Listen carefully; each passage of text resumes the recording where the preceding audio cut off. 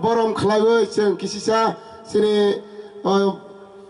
base te sing borno sing ya pharani musugo hani bagai ayang base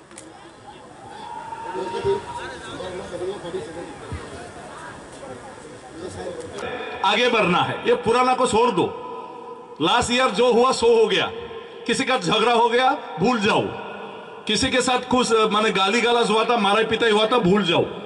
तो इस साल में ताकि ये ना हो, सबके मन में हर समय खुशी हो और सब खुशी से ताकि हम लोग दिन गुजार सके और हमारे लिए अच्छे हो, इसको ही हम कामना करना चाहिए। भगवान से हम लोग आशीर्वाद मांगना चाहिए, प्रार्थना करना चाहिए।